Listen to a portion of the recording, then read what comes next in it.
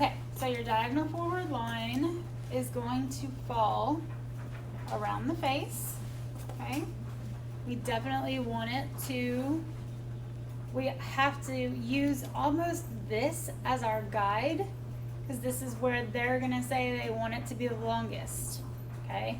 So when you're doing this, you know, obviously first thing you're gonna ask them is where do you want it to fall around your face, okay?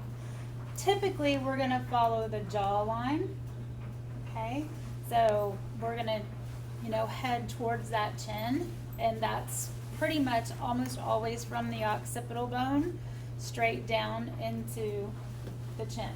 So we're gonna pretty much parallel this line right here, okay, of the natural bone structure.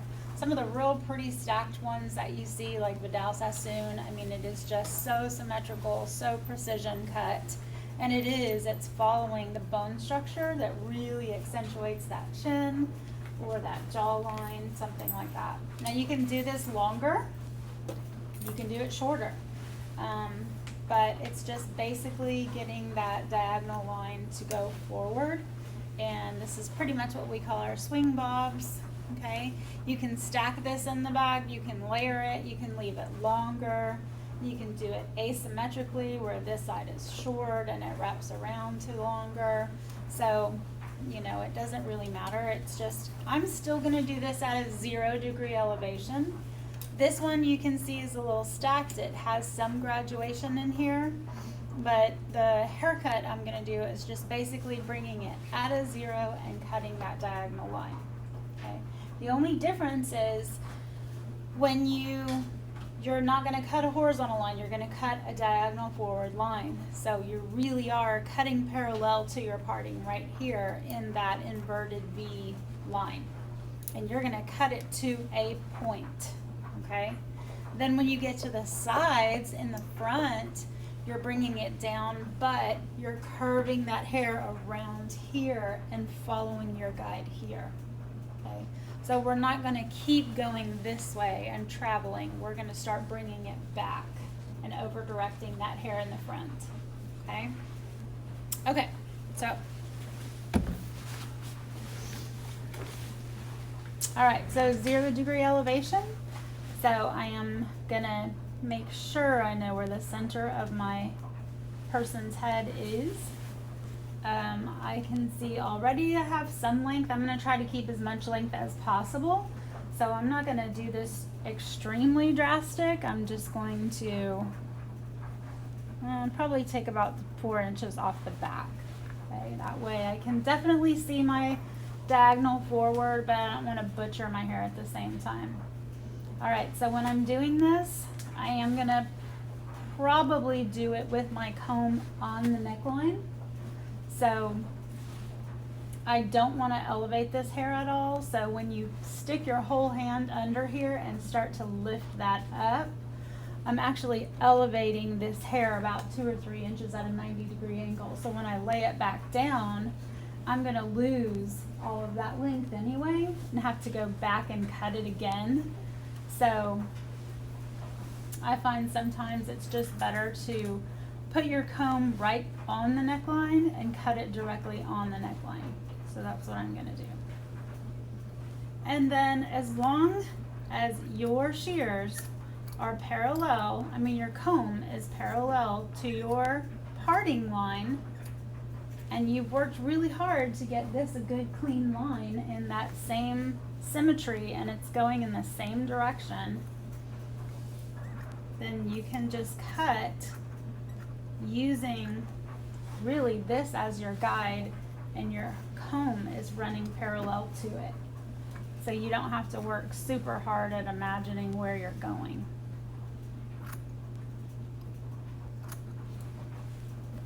Of course, I think this works much better on a person than a mannequin because it's more flexible, I guess you can say.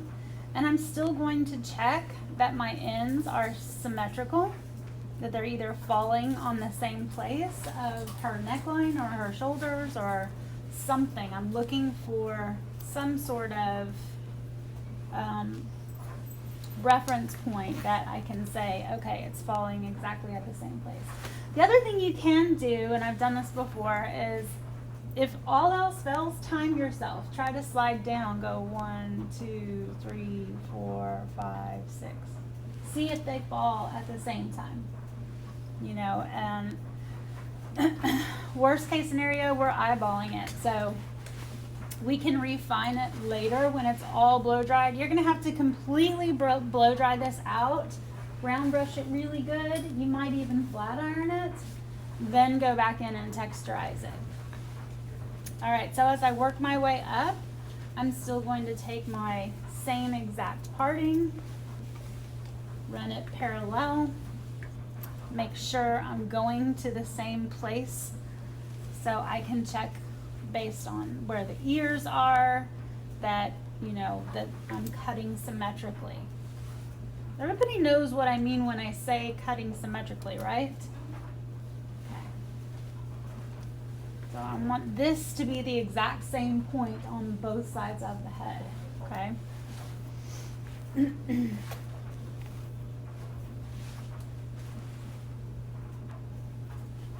Same thing, I'm gonna try to use my guide underneath without elevating that hair a whole lot. And I'm just continuing this line. And you're gonna add more hair to the sides as you go. So as you go past the nape area, you really wanna start bringing that hair back and cutting your line so that you're adding length every single time. This line's going to get further and further and further, but you're always bringing it back here, not here. And like I said, you are actually cutting that inverted V or upside down V.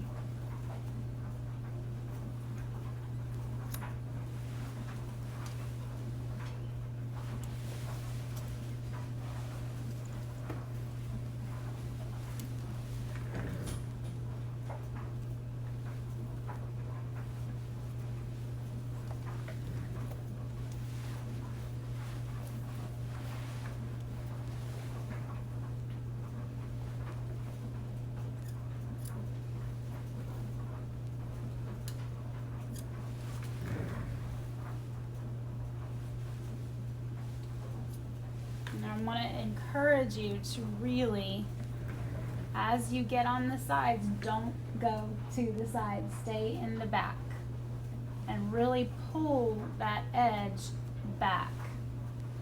That way you really are going to get a very nice, sharp, clean, diagonal forward line. And it looks really cool because that's what you're wanting, is that swing. If they wanted it to be less dramatic, would you just do it at a less sharp angle? Uh-huh.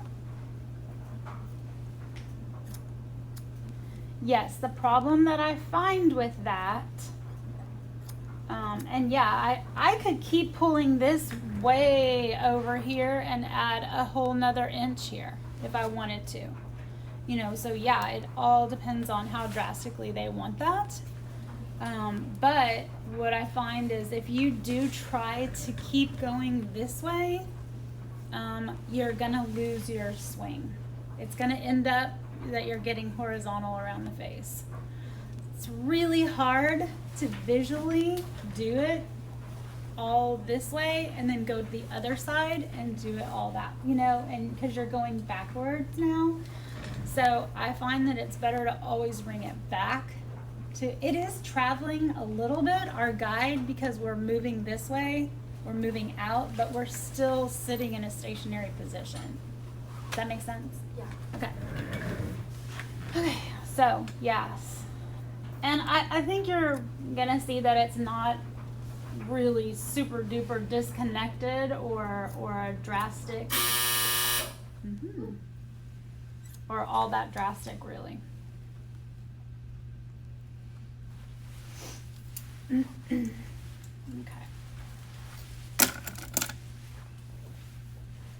And again, I want to just comb it nice and straight down at a 0 every single time. So even when I get to the sides, I'm going to be doing it at a 0 and then bringing it back. Oh, Bless you.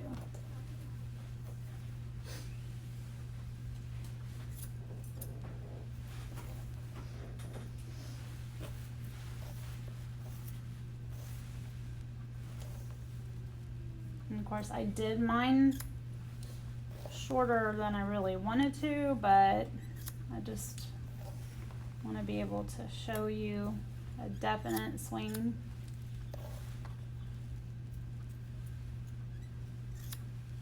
And I wouldn't rush it, just, you know, take your time, make sure that everything's symmetrical, make sure that you are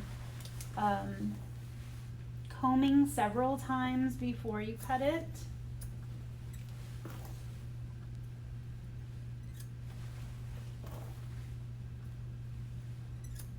And you may go back a couple of times. Okay. All right, so now I'm into my front. So when I do my front section, I'm also going to do a diagonal forward. Okay.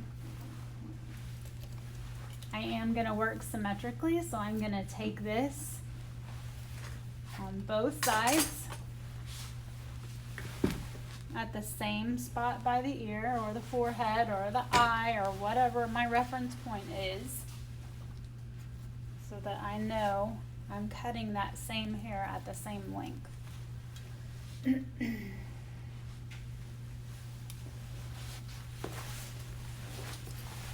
And I'm going to comb it where it naturally falls first. And you can see how it's already happening, right?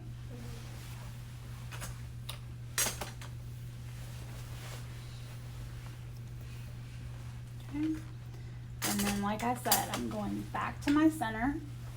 I'm going to comb it down where it naturally falls, but I'm bringing it back here and I'm continuing that line. And use your comb if you have to. Before you cut, make sure you're visualizing where you're going. You should have a good, hard, solid guideline to go off of. And like I said, the more you bring this hair back, the stronger that line is going to be. I'm going to do mine pretty drastic, just because I like this one. Okay? So you can see my diagonal forward line.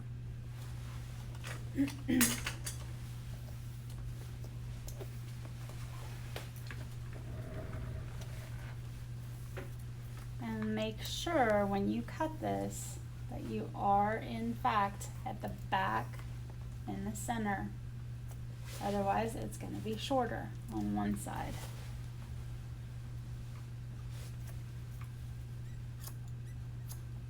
And remember, from here you really don't have a guide. You're using this line as your guide, but you're following that line. So your first section, you really are just using your comb to kind of imagine where you're going with that line.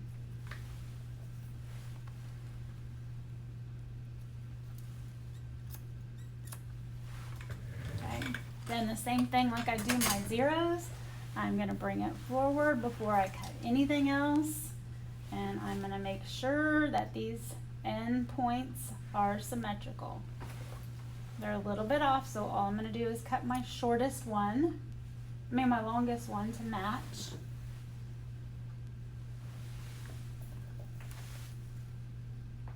And I'm just going to blend that little bit that's longer right at the edge.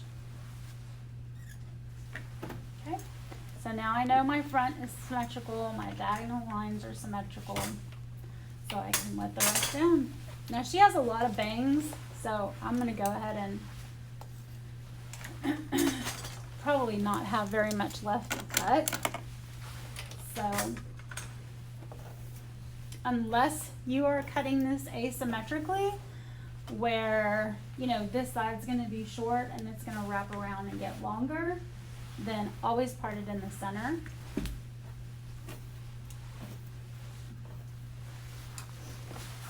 Okay.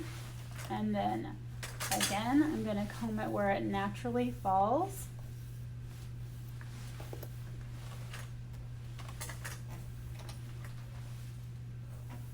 And I'm really not elevating that hair at all. I'm gonna bring it down and back. And I'm really not gonna have a lot to cut since she does have, yeah, and like I said, because she has bangs, there's nothing really left to cut anymore. Just make sure as you bring this back that you are really at a 0 and then swinging and sit behind her in the center and continue your line.